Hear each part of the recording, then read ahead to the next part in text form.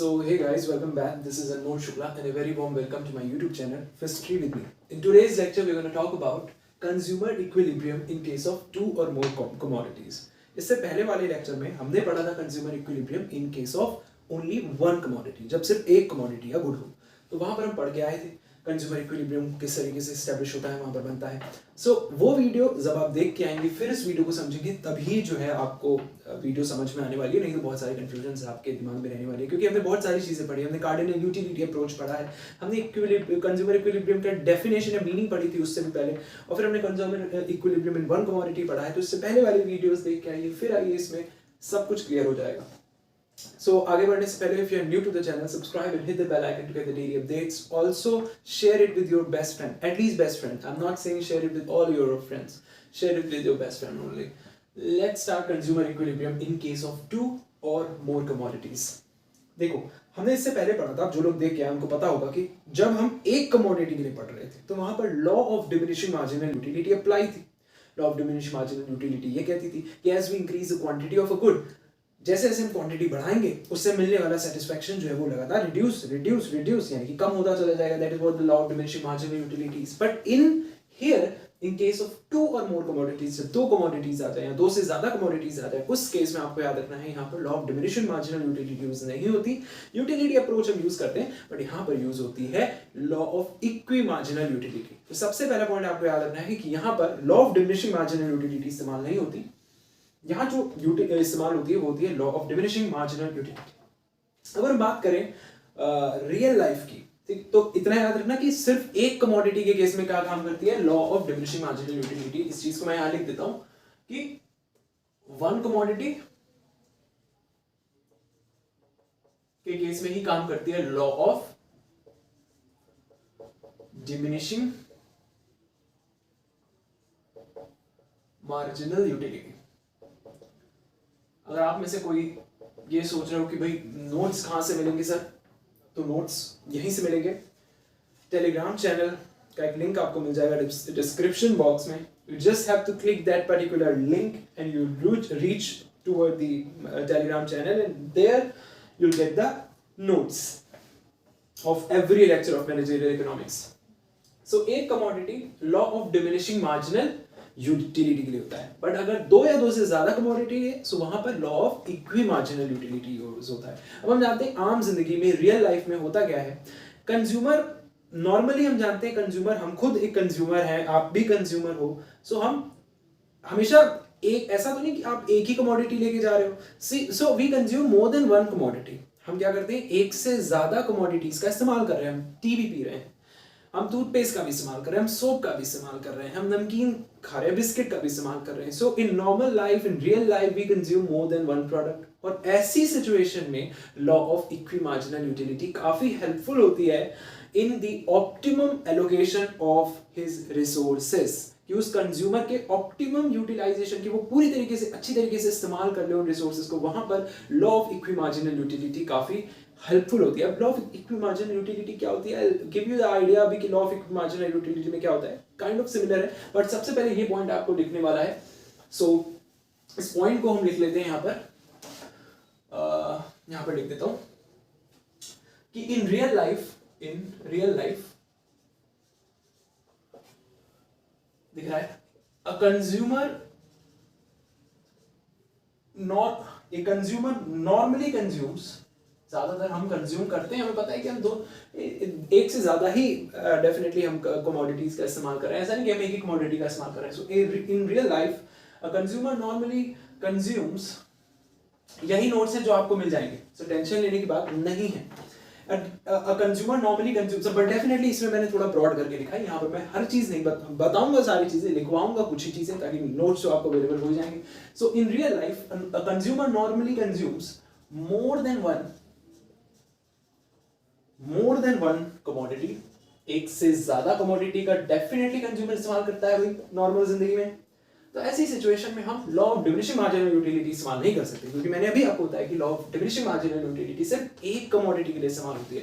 So just have to focus in that कि यहां पर हम law of equi marginal utility नहीं इस्तेमाल कर सकते। तो इन सच केस, सॉरी क्या हो गया, यही होता है इंक गिर गई, but let me just make it correct. हाजी लेके आया, हाजी चली गई. वाह,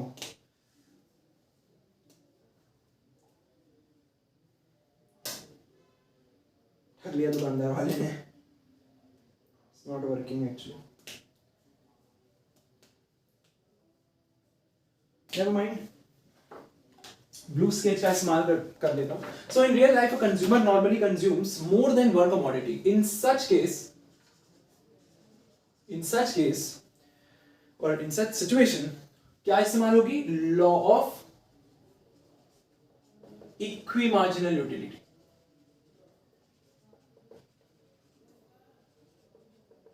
क्यों होगी?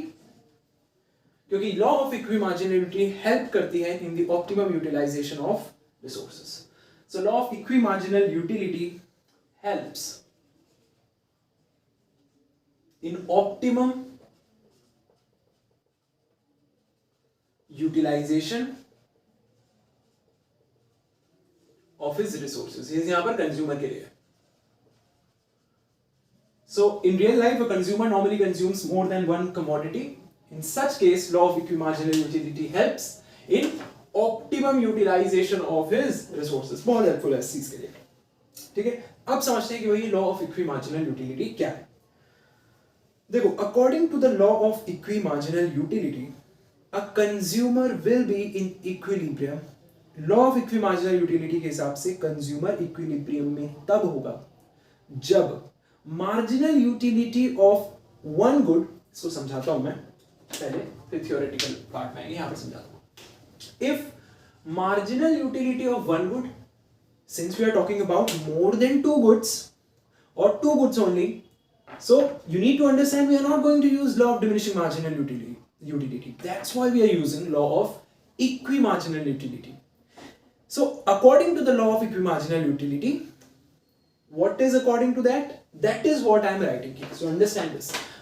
Marginal utility of one good, let's suppose we have two goods, good X and good Y. So marginal utility of one good upon price of that good, अगर ये equal हो जाए marginal utility of second good upon price of that good K, at that time we are going to say कि भाई ये equilibrium में है. ठीक है, consumer equilibrium establish हो गया.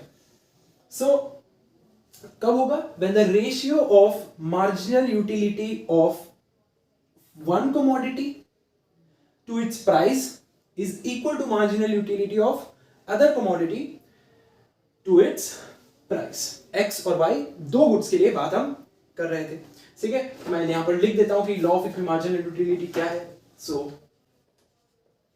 अकॉर्डिंग टू, ध्यान से समझना, अकॉर्डिंग टू, ऐसे आ जाता हूं मैं, according to law of equimarginal utility,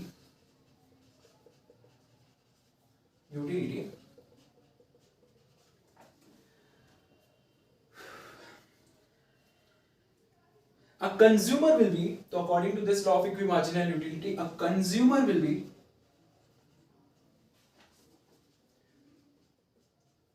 I hope you are getting the point. Hope so. So a consumer will be in equilibrium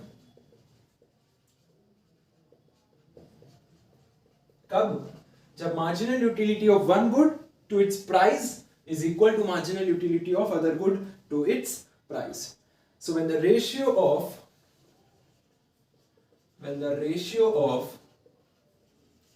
marginal utility, मैं लिखवा भी देता हूं इसीलिए आप भी जिस तरह मैं बोल रहा हूं साथ साथ लिखोगे तो आपको आपके दिमाग में बैठ जाएगी चीजें. ठीक है, मैं ये नहीं कह रहा याद करो, बट दिमाग में बैठ जाती है लिखते हो तो. सो equilibrium when the ratio of marginal utility of one good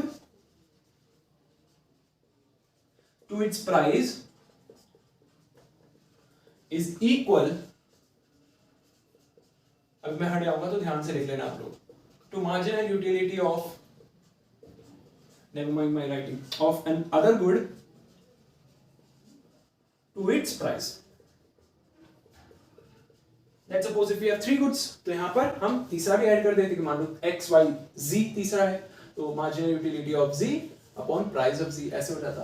तो डिपेंडिंग अपॉन द सिचुएशन कितने गुड्स हैं उस हिसाब से आप लगा सकते हो, but idea is the same कि लॉ ऑफ इक्विमार्जिनल यूटिलिटी ही कहती है कि द कंज्यूमर जो है वो इक्विलिब्रियम में तभी होगा जब मार्जिनल यूटिलिटी, समझो बात को, क्या हो क्या है आज। मार्जिनल यूटिलिटी का मतलब होता है extra satisfaction that you will derive from a commodity when you are going to increase its unit. एक यूनिट आपने ली किसी चीज की, let's suppose a cup of tea की एक यूनिट ली, कुछ सेटिस्फैक्शन आपको मिला, देन आप ऐड करते जा रहे हो, एक कप आपने और टी ले ली, ठीक है, तो अब उससे जो एक एक्स्ट्रा सेटिस्फैक्शन मिला, that is nothing but that is your marginal utility. तो जो भी एक्स्ट्रा सेटिस्फैक्शन मिल रहा है उस गुड एक्स से, उसका आपको रेशियो लेना है किसके साथ, प्राइस के साथ उस गुड का एक्स का। ये अगर इक्वल है to the MUY upon PY, तब आप क्या कहेंगे, तब आप कहेंगे कि भाई ये इक्विलिब्रियम वाली पोजीशन है, ठीक है। सो पहले इसको मत लिखना, मैं बताता हूं कैसे लिखना है एग्जाम में। आप ऐसे लिखना, पहले लिखना कि इसको मैं दूसरे पेन से लिखता हूं। आप पहले लिखना कि let's suppose we have two goods, let's suppose two goods X and Y, दो गुड्स हैं X and Y are there, ठीक है, दो गुड्स हमने मान लिया कि भाई X और Y। देन एट इक्विलिब्रियम क्या होगा, इक्विलिब्रियम में क्या होगा, तो देन एट इक्विलिब्रियम, इसको एक्सप्लेन करते हैं। तो इक्विलिब्रियम में देखने को क्या मिलेगा कि भाई marginal utility of good X, उसका रेशियो किसके साथ, प्राइस ऑफ X के साथ इक्वल होगा marginal utility of good Y upon price of Y, and that is equal to MU of rupee, यानी कि बराबर होता है किसके, ये बराबर होता है एक रुपए से मिलने वाली या 1 रुपी से मिलने वाली एक्स्ट्रा सेटिस्फैक्शन से, MU से। So it is going to be equal to, एक स्टैंडर्ड बना के रखा है कि भाई ये रेशियो किसके इक्वल होगा, MU ऑफ रुपी के, यूनिट को यहां पर हम रुपी के टर्म में माप रहे हैं। सो MU ऑफ रुपी यानी कि एक यूनिट या 1 रुपए से या 1 रुपी से मिलने वाला satisfaction. I hope you got an idea. So इतनी सी चीज आप समझ गए। तो अच्छा, अगर मान लो कि इक्विलिब्रियम में है, ठीक है, मान लो यही कंडीशन सेटिस्फाई हो रही है, MUX upon PX MUY upon PY के इक्वल है, क्यों, क्योंकि यहां पर सीधे सीधे इक्वी मार्जिनल यूटिलिटी लग रही है, क्योंकि दो गुड्स हैं हमारे, ठीक है, तो यही होगा।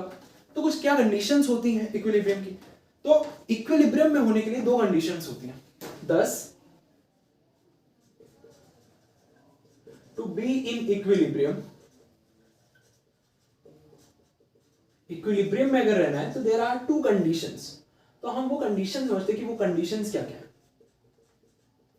Let's understand those conditions first.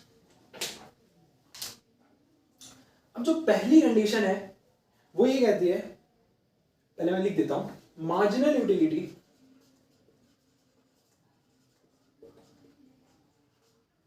Of the last rupee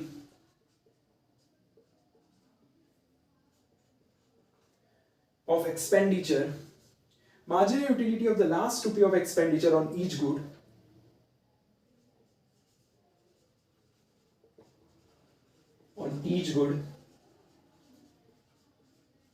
is same। और दूसरी कंडीशन है, दूसरी भी लिख देता हूं कि marginal utility of good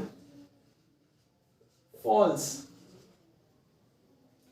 as more of it is consumed, as more of it is consumed। पहली कंडीशन ये कहती है दोस्तों कि marginal utility of the last rupee of expenditure on each good. दो गुड्स हैं हमारे पास, टू कमोडिटीज हैं, तो दोनों ही गुड में, पहले एक गुड में, ईच गुड में लगने वाला लास्ट रुपी में जो हमारा खर्चा है, वही लिखा है कि marginal utility of the last rupee of expenditure, कि भाई जो तुम खर्च कर रहे हो उसके लास्ट रुपी से मिलने वाली जो एक्स्ट्रा सेटिस्फैक्शन है वो दोनों ही गुड की सेम होनी चाहिए। जितने भी तुमने खर्च किए, तो लास्ट रुपी आपने दिया उससे मिलने वाली जो एक्स्ट्रा सेटिस्फैक्शन है, वो सेम होनी चाहिए दोनों कमोडिटीज के लिए, पहली कंडीशन।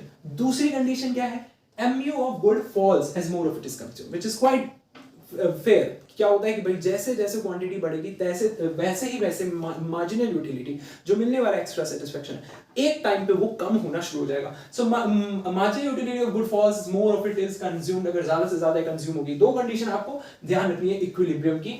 यहां पर मार्जिनल यूटिलिटी के थ्रू जो हमने कहा उसमें इक्विलिब्रियम की कंडीशन क्या है कि भाई मार्जिनल यूटिलिटी जो लास्ट रुपया आप किसी गुड के लिए खर्च करोगे दोनों ही केसेस में वो सेम होना चाहिए. मार्जिनल यूटिलिटी किससे मिलने वाली जो लास्ट रुपया आप खर्च कर रहे हो उस गुड के लिए वो सेम होना चाहिए दोनों ही केसेस में. So these are the conditions to be in equilibrium. So this equation, if you look at this equation also implies that what is going to imply? It also implies if price of commodity X is equal to price of commodity Y, the consumer will attain equilibrium. अगर मान लो कि इन दोनों का price same हो गया, यहां पर मैं लिख देता हूं, इसके बारे में बता रहा हूं. If the price of good X ये इक्वल हो जाए, let's suppose price of good Y के, तो अगर ये इक्वल हो गए, ये दोनों सेम हो जाए, तो सेम हो गए तो कट गए, कैंसिल हो गए, बचा क्या? देयरफॉर उस केस में हम कह सकते हैं कि भाई इक्विलिब्रियम अटेन हो जाएगा जब मार्जिनल यूटिलिटी भी क्या हो जाएगी?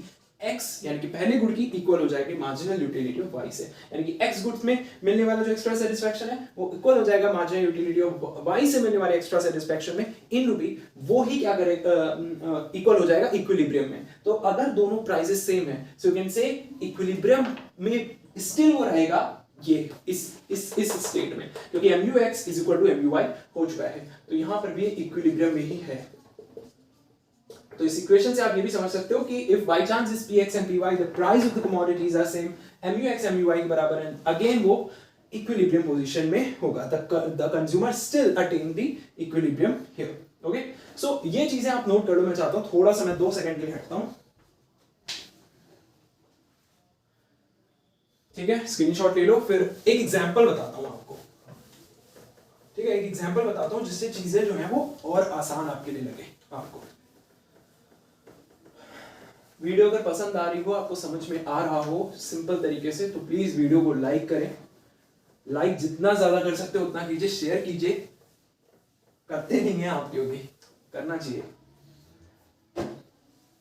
आई नो लोग नहीं करते हैं, बट करिए, प्लीज करिए, सपोर्ट कीजिए. एटलीस्ट अपने बेस्ट फ्रेंड से करिए. मेरे को कोई वीडियो पसंद आती थी ना जब मैं अपने कॉलेज ईयर्स में था, तो मैं डेफिनेटली किसी से शेयर नहीं करता था, लेकिन एक इंसान से जरूर करता था, अपने बेस्ट फ्रेंड से. तो एटलीस्ट अपने बेस्ट फ्रेंड या जो आपका बेहद पसंदीदा इंसान हो, अजीज इंसान हो, है ना, दोस्त हो, खास दोस्त हो, भाई जैसा हो, उसको एटलीस्ट आप भेज सकते हैं. ठीक है, तो शेयर करिए. ठीक है, सो चलिए जी, 12 मिनट की वीडियो ऑलरेडी हो गई है. इसको ज्यादा खींचूंगा नहीं, कम समय में मैं आपको समझाने की कोशिश करता हूँ. ठीक है, नोट्स मिल जाएंगे आपको, नोट्स की टेंशन नहीं है. ठीक है, बस बने रहिए साथ में. सो अब हम एक एग्जांपल लेके चलते हैं. यहाँ पर मैं लिख देता हूँ एग्जांपल एक पढ़ रहे हैं इसको और समझने के लिए.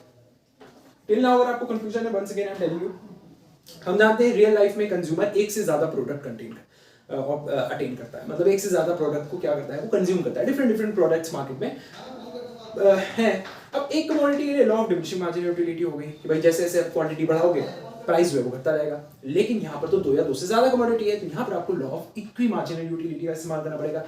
Law of equi marginal utility simple शब्दों में ये कहती है कि भाई कंज्यूमर जो है इक्विलिब्रियम अटेन कर लेगा तब जब ratio of marginal utility of one commodity equal हो जाए, ratio of marginal utility of one commodity to its price वो इक्वल हो जाए ratio of marginal utility of another good to its price. अगर ये दोनों इक्वल हो जा रहे हैं, वी विल से भाई ये इक्विलिब्रियम की कंडीशन है. और यही law of equi marginal utility की भी कंडीशन है ना.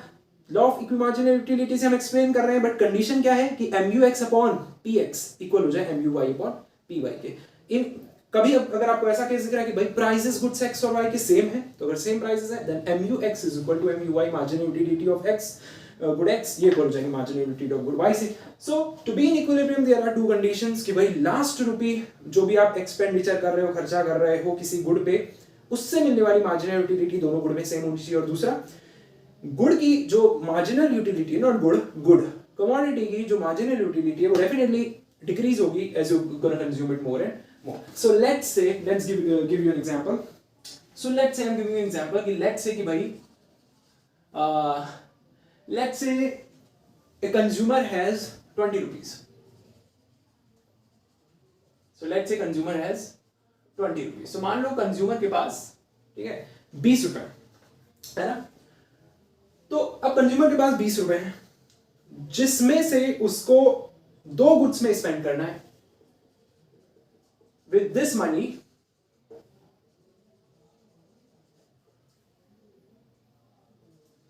he has to spend on 2 goods। 2 goods में उसे स्पेंड करना है। Okay, so he has to spend this money on 2 goods। इसे लिखता हूं, so he has to spend this money on 2 goods। 2 goods में करना था, और वो गुड्स क्या है, good X and Y। 2 goods, let's say X and Y, ये 2 गुड्स हो गए, 2 ही ले रहे हैं हम। अब हम मान लेते हैं कि भाई price of good X 1 unit का वो है, मान लो price of each unit of good, ऐसे लिख लेते हैं, price of each unit of good, ऐसे लिख लो, ये ज्यादा अच्छा लग रहा है कि ईच यूनिट ऑफ गुड का अगर हम प्राइस देखें गुड X का, कि भाई X की ईच यूनिट ऑफ गुड का प्राइस कितना है, लेट्स से 5 रुपीज है, और and that of Y, let's say Y के लिए वो है 2 रुपीज, ठीक है, 5 रुपीज और 2 रुपीज। X के लिए क्या है 5 रुपीज, Y के लिए क्या है 2 rupees. Each unit of good का प्राइस है ये। 1 यूनिट का कहने का मतलब 5 रुपए है X के केस में। 1 यूनिट ऑफ Y का प्राइस जो है वो 2 रुपए है, इस तरीके से, ठीक है। अब यहां पर मैं एक टेबल बनाना चाहूंगा, यहां पर मैं लिखता हूं यूनिट्स ऑफ गुड, ठीक है, आप साफ साफ बनाइएगा। यहां पर लिखूंगा क्या क्या क्या जरूरत है हमें, मार्जिनल यूटिलिटी ऑफ X की, और क्या क्या जरूरत है हमें, इसके रेशियो की, यानी कि marginal utility of X upon price, यानी कि PX, ठीक है। इसको हम लिख सकते हैं अ रुपी वर्थ ऑफ मार्जिनल यूटिलिटी, ये सिर्फ इसके लिए, अ रुपी वर्थ ऑफ मार्जिनल यूटिलिटी, मतलब 1 रुपये की क्या, 1 रुपए से मिलने वाला क्या सेटिस्फैक्शन है, that is what we are going to write here, क्योंकि हम सेटिस्फैक्शन में यहां पर रुपी में नाप रहे हैं करने के। फिर सिमिलरली MUY, और सिमिलरली MUY का रेशियो उसके प्राइस के साथ, and similarly we can write here also the same thing कि ये rupee worth of marginal utility, ठीक है। अब लेट्स से आप क्वांटिटी ले रहे हो, यूनिट्स ऑफ गुड बढ़ाते जा रहे हो, 1 2 3 4 5 एंड 6, ये आपकी होगी unit of good. Let's say marginal utility X की हम मान लेते हैं कितनी है, 5, 50 है, फिर 40 है, फिर 30 है, फिर 20 है, और 10 है, और फिर लगातार करके कितनी हो गई 0। रेशियो आप आसानी से निकाल सकते हो, MUX यानी कि marginal utility which is marginal utility of X which is 50 और upon price of X which is 5, so it's going to be 10, again 40 upon 5 which is 8, again 30 upon 5 it's going to be 6, 20 upon 5 it's going to be 4, it's going to be 2, and 1 again it's going to be 0, ठीक है। इतनी सी बात clear हो, है ना। 0 यहाँ पर लिखूंगा मार्जिनल यूटिलिटी रेशियो के टर्म में, तो आप इसको ब्लैंक ही छोड़ दो।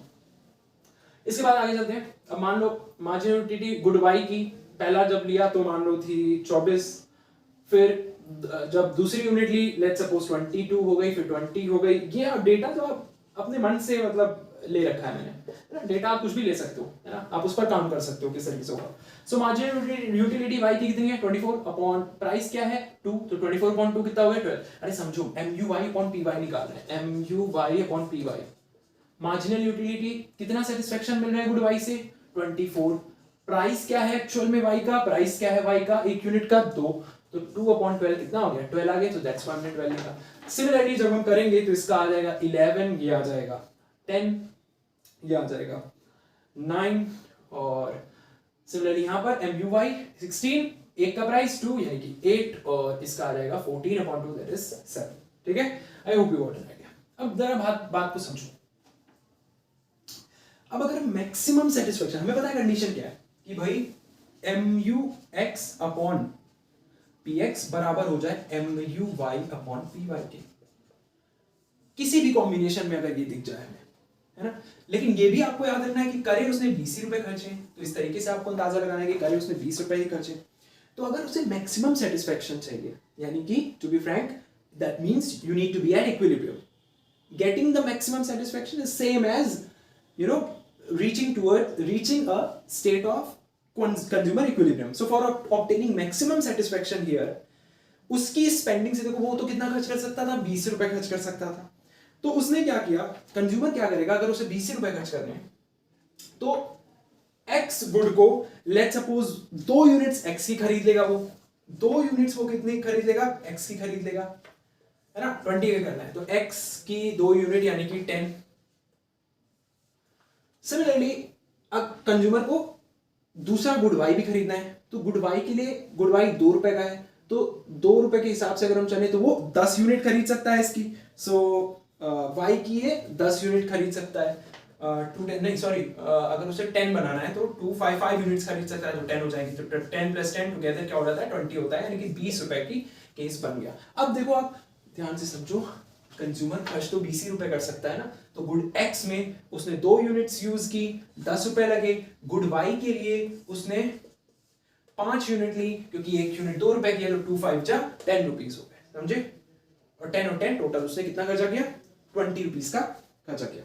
सो अब x में उसने ये 2 यूनिट कहां से लिए, अगर हम x को ध्यान से देखें तो x में उसने 2 यूनिट कहां से लिए होंगे,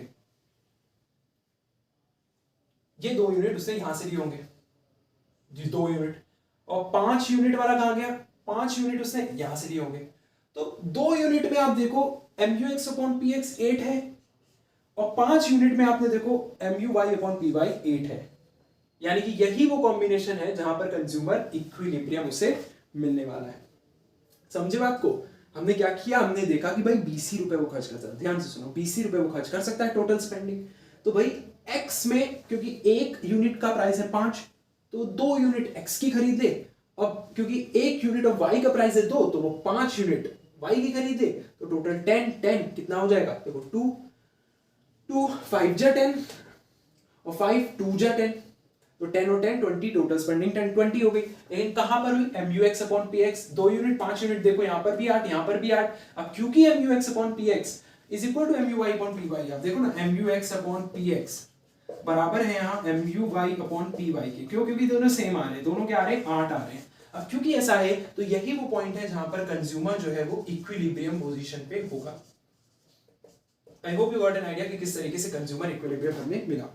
So once again I am repeating, for obtaining maximum satisfaction from spending his given income, which is nothing but 20 rupees, so the consumer will buy definitely 2 units of good X, that because 1 unit is of 5 rupees, so 2 units definitely are of 10 rupees, and 5 units of Y, because 1 unit is of 2 rupees, 1 unit of good Y is of 2 rupees, so 5 unit of good Y is 10 rupees, so 10 or 10, that means total spending is 20 rupees.